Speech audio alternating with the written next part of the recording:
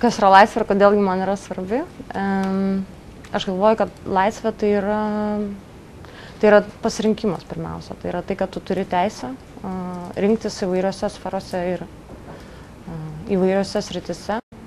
Gyvename laisvoje šalyje, laisvoje valstybėje, tai ir atrodo toks savaime suprantamas dalykas, tarsi duotybė, kad mes galim rinktis, kur važiuoti, mes galime rinktis iš 5 jogurto rūšių parduotuvėje, mes galime rinktis, kokius drabužius dėvėti, mes galime rinktis labai sofistikuotus dalykus ir labai paprastus dalykus.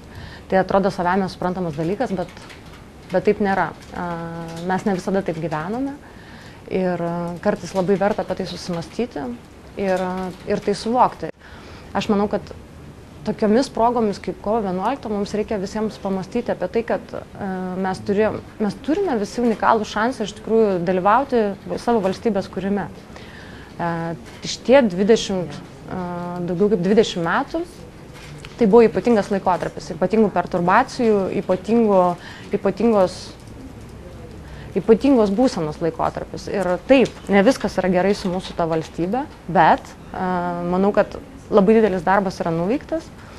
Ir tokios dienos kaip kovo 11, kaip vasario 16 turi būti dienos, kai mes atšvęstumėm tas savo pastangas. Kad mes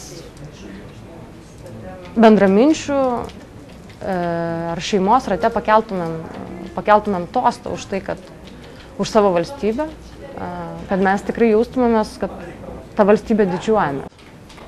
Noriu ir palinkėti ir pakviesti visus. Švęsti taip, kaip visiems tai atrodo priimtina.